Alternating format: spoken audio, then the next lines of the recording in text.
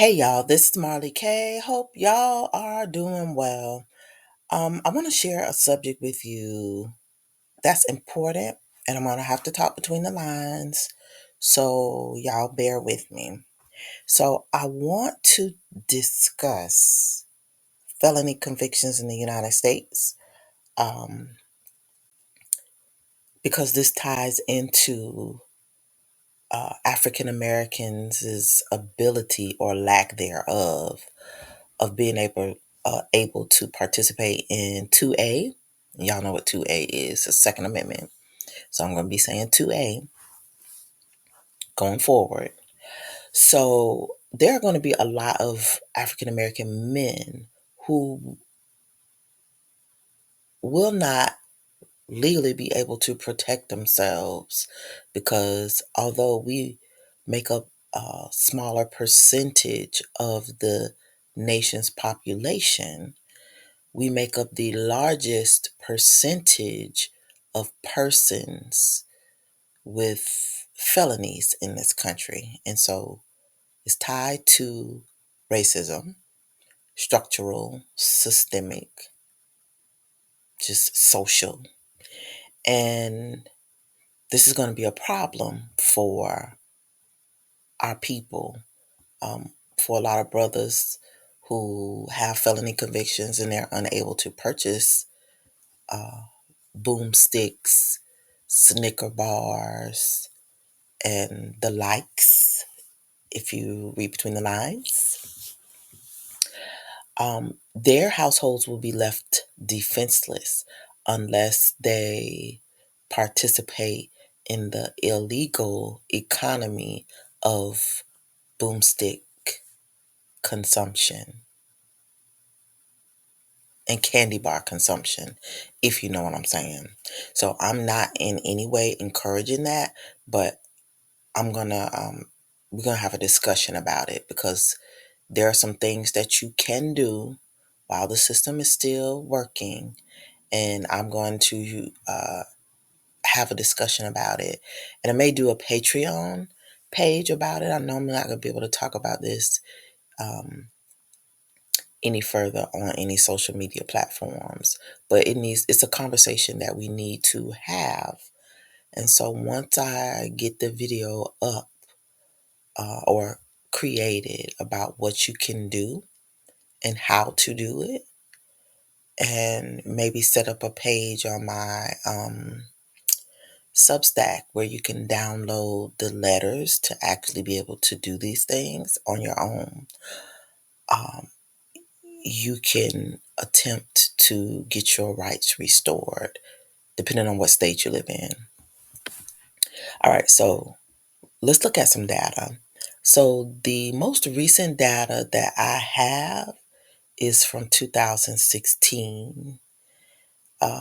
This data was released on June 2018, and I don't anticipate anything is going to change. If anything, the numbers of African Americans who are convicted of felonies and disenfranchised will increase, while the number of non African Americans will remain the same, maybe slightly higher because you'll have um, a bunch of undocumented people who will be convicted of crimes, but I don't even know if those crimes will be considered felonies or misdemeanors unless they kill somebody. I don't think even coming across the border is like a serious felony. So, in any event, you can see that 7.44% of the population in America, according to this data on statista.com, shows that 7.44% of African Americans are have felonies compared to only 2.47% of non-African Americans. So that's everybody else who is not African American. The rate is 2.47%. Now, all those other people allegedly make up more of the population than We do. Yet somehow they manage to charge us with more felonies than any other group. So it says um, statistic shows the percentage of people in the United States that have lost their voting rights due to a felony conviction. And if you've lost your voting rights, it means you have also lost your um, ability to bear arms, possess, and buy uh, boomsticks, candy bars, PPE due to a felony conviction by race. In 2016, 7.44% of the African American population in the United States was disenfranchised as a result of a felony conviction. So, this is important, like I said, because it means that our people, you know, that's like close to 10% of black men and women, African American black men and women in the United States don't have the right to bear arms.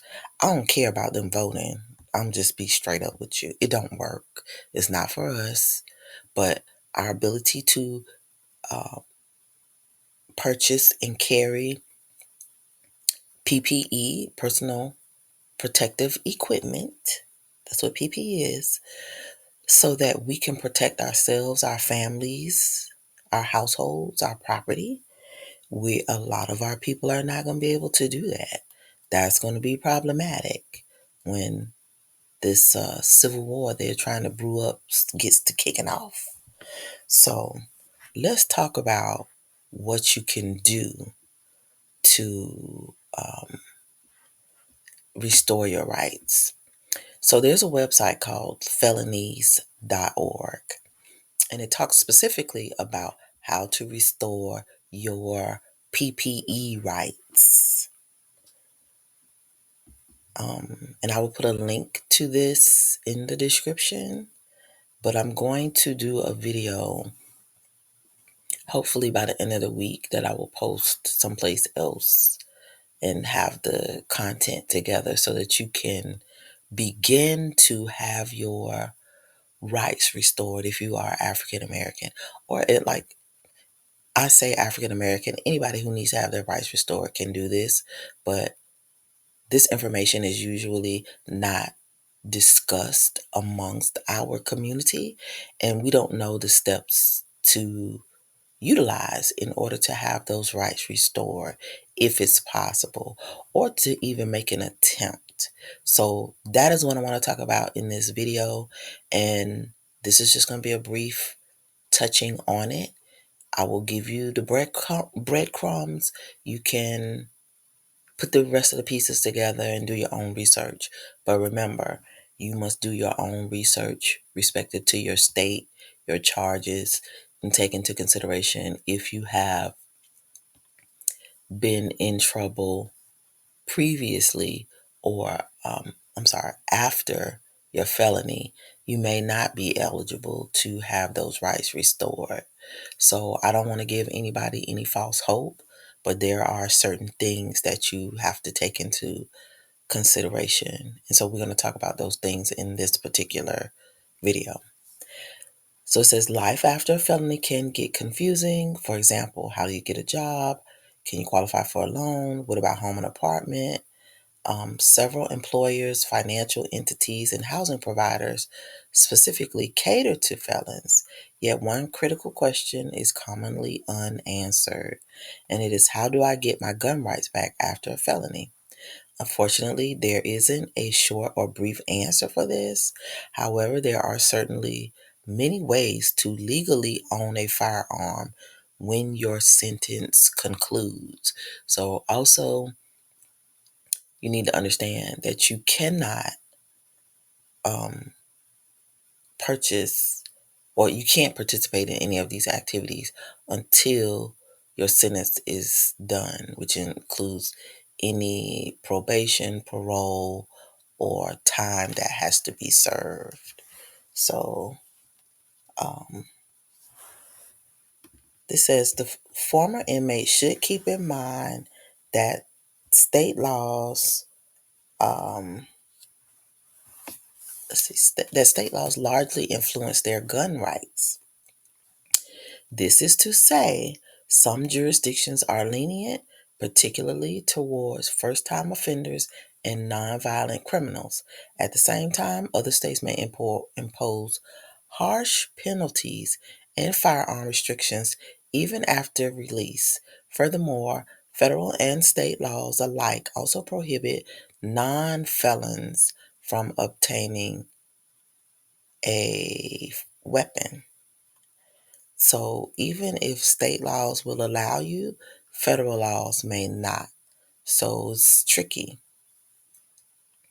Violent misdemeanor offenders and domestic abuse suspects are two prominent examples. So if you have, say, a CDV, a criminal domestic violence charge that has never been expunged from your record, or if you have a charge like a misdemeanor that's not a felony, you may not be able to have your rights um, until you go through one of these processes. So again, it's a whole bunch of rigmarole, but at the end of the day, you understand how this system works. So once a felon identifies the laws that apply to their circumstances, they can utilize one of the four methods to regain their gun rights. In addition, there are ways to dispute errors that may prevent you from owning a firearm to begin with. A few of them pertain to Second Amendment protections, in particular, while others apply to general errors and misjudgments. This article will cover all of them and more. So, regaining the gun rights. So, the Second Amendment of the United States Constitution gives individuals the right to purchase and bear firearms. In fact, it was one of the first laws that the Founding Fathers put in place.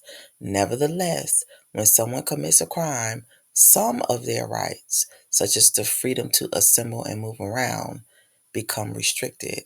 And that's because our corrupt politicians put those things in place. Um, why, I don't know, but anywho, this certainly applies to their Second Amendment protections.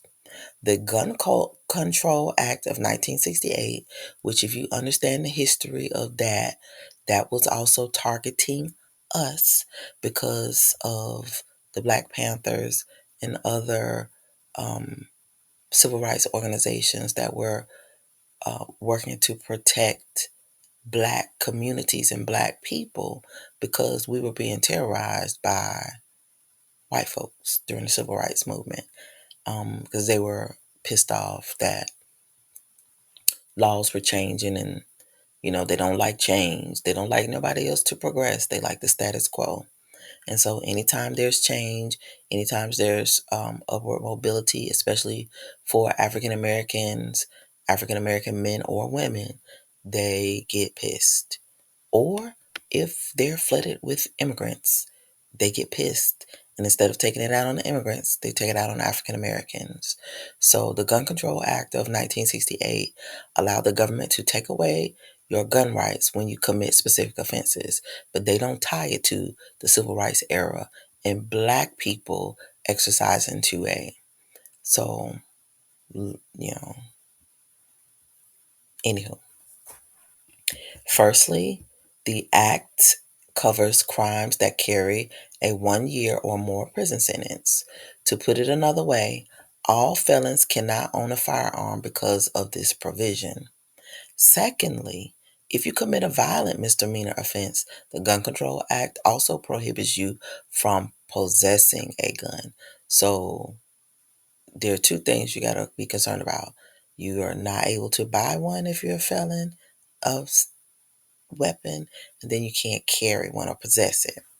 Thirdly, several prohibitions, such as a drug addiction, limit or abolish your Second Amendment rights. So if you are an addict, you can't, I mean, your 2A rights are basically abolished. But addiction is subjective, because if you are white collar or whitewashed addicted to opiates, um, painkillers, or drugs that white people use, you're okay. But when you use things that black people typically use, then you're in a different category. So everything about this country's laws are racist down to the wire. So it says jurisdictions across the country have their own firearm regulations that felons must abide by. So the 4 ways, I'm not going to make this video long. So it says the 4 ways to restore your rights are: 1, expungement; 2, appeal, and you'll have to appeal to the National Crime Information Center, which is connected, I think, to the FBI. I think. I'm not sure.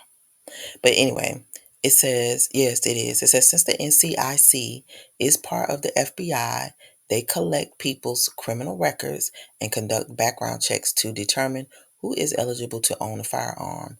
Because of this, felons may contact the NCIC to appeal erroneous information. For instance, the state police arrested a suspect on DUI charges, but the court dismissed the case and found the defendant to be innocent. However, the court's decision doesn't immediately get updated. To put it another way, the accused's criminal record may still indicate that they are facing OVI charges. So, this means you're responsible for correcting any errors that were not reported by your state or local jurisdictions. So when you're doing an appeal, once you find out what's on your record when it comes to NCIC, you can appeal that way. With the expungement, it says, an expungement removes the felony charge from your criminal record altogether. This is important because it gives you back your gun rights and makes it easier to find employment, housing, and loan and credit card. Only first-time felons are eligible for an expungement. Repeat offenders, on the other hand, should focus on the other methods that are outlined in the article.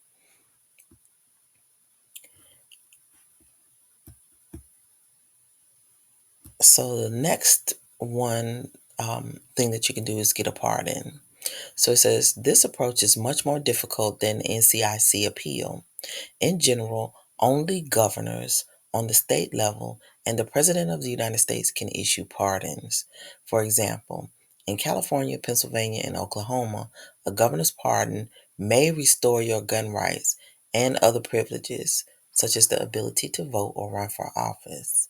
Some states have governmental agencies that specifically deal with pardon requests. Other jurisdictions implement an appeal process that doesn't require the governor to issue a pardon. So it just depends on where you live, what state, and what jurisdiction. But that would be up to you to find out. So you would have to contact your local solicitor's office or the district attorney's office about this process for getting a pardon to have those rights restored. The governors and the president generally issue pardons en masse to address a larger social or criminal justice issue. So each year they issue pardons, and sometimes they wait until the end of their term to do it. So if you are wanting to receive one, being that it is a political year, I would go ahead and begin the process and get that paperwork in, do whatever it is that you need to do so that you can have those rights restored. And you want to do it as soon as possible because the window is closing for you to be able to secure those PPEs. The courts cannot overturn or invalidate one. I'm sorry, it says the pardon. So it says, having said that, a pardon is incredibly powerful and advantageous. The courts cannot overturn or invalidate one. Firstly, to be eligible, an inmate must wait 5 years after they leave prison.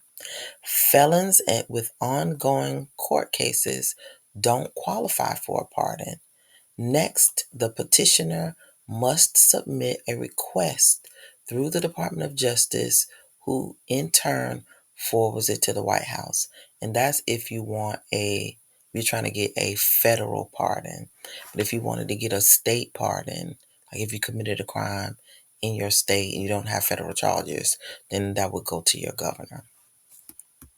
Once the request is made, there aren't any decision deadlines or time constraints. That is to say, some pardons get approved, rejected relatively quickly, while other felons wait years, if not decades, for a response. So, because you file it, doesn't mean that you will hear anything quickly. Just means that you will have it in and you just have to wait on a decision. But it doesn't mean you can't check on it periodically. Equally as important, pardons don't expunge felonies. Criminal offenses will still show up on your record, and the process of removing them is an entirely separate one. So, when when you're trying to get your PPE rights restored, you can't confuse that with getting your record cleaned up or expunged. Those are two different processes. So you'd have to do two different things um, in order to get your rights restored and to have your record cleaned up. The next thing to do is restoration. So it says restoring your civil rights goes beyond firearms. A felon that successfully files for restoration will regain the ability to vote and run for office alongside owning a boomstick. Restoration follows a separate process on the federal and state levels. The same could be said about expungements and pardons. Each jurisdiction follows a distinct process when it comes to regaining your rights to own a firearm. In some states, you can still purchase a gun even if you have a felony on your record. Others require felons to wait a few years, usually between 5 and 10, before the firearm rights are restored. For example, in California, felons have two main options: expungement or pardon. The Golden State does not restore convicted criminals' civil rights unless their felony or violent misdemeanor is reduced to a less serious offense. So, again, there are always conditions for every state. So, there are also federal laws on restoring gun rights. There are two things to know about a felon's federal firearms rights. Firstly, a felony automatically disqualifies you from owning a gun. To qualify, the Gun Control Act penalizes any crime that's punishable with more than 1 year in prison, which applies to all federal felonies. So this is about federal felonies. This is even the case when your actual sentence is less than that. Yet there are some notable exceptions that the gun control doesn't cover. So, of course, some white collar crimes are excluded because you can't have white men losing their rights, which explains why there are only 2.4% of other non African Americans with felonies, while African Americans have the most felonies of all peoples in this country. So it says white collar crimes are nonviolent offenses that are related to embezzlement, corporate fraud, and tax evasion. SEC violations and money laundering are also white collar felonies. During September of 2018, a federal district judge determined that some of these crimes don't lead you to losing your right to own a firearm. I wonder why.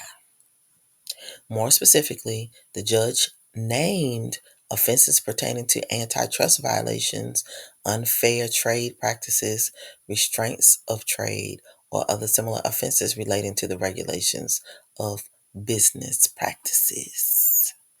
Protecting the white man at all times. That is what the law does. Don't ever forget it. Misdemeanors and prohibitions. So it says the law doesn't just prohibit felons from obtaining a firearm, but also extends to other types of criminals. A violent misdemeanor, for example, takes away your gun rights. In fact, when you have a domestic violence accusation, just be accused of domestic violence, or a restraining order on your record, you can't purchase a firearm even if you haven't been convicted yet, which means you have to go through that NCIC process. An investigation in these issues in itself triggers federal prohibition rules. Above all else, non criminals may also lose their Second Amendment protections in some instances. Firstly, any fugitive from justice, such as an illegal immigrant or a person who got dishonorably discharged from military, cannot possess a firearm. Breaking this law is a felony and offenders could go to prison for up to 10 years. Secondly, the restrictions further include drug addicts, Americans who renounced their citizenships, and individuals with serious mental health conditions. So, in any event, there's a whole lot of stuff on the site that you can go through and learn from about getting your rights restored to carry PPE. But anyway, I want to have this conversation because I want brothers to and sisters who could be in a position to purchase a firearm and get their stuff straightened out so that they can try to navigate Babylon as she falls, get this stuff done as soon as possible. So, with that said, y'all keep praying, keep prepping, keep seeking the Most High. Links will be in the description for the statistics as well as this site. And again, I'll try to work on something and put it together by the end of the week so that you will have some templates to use to create your letters for your appeals and restoration of rights, as well as some other resources that will help you on your journey to do research. And I will put it on my Substack page. So I'll put the link in the community section of YouTube so that you can click on it and share it with other people if you need to. All right, y'all. Please like this video, share it, and subscribe to the channel. Please share it with people that you know who have been in prison, who have felonies, who have one felony, who never did anything else, and have been trying to get their rights restored so that they can bear arms if they need to. And I'm encouraging folks to have means to protect themselves because it's about to get bad. And we've been set up. We're always being set up. So you may as well get ready and do what you can to try to protect yourself and your families. All right, y'all. This is Marley K. Love y'all. And I am out of here.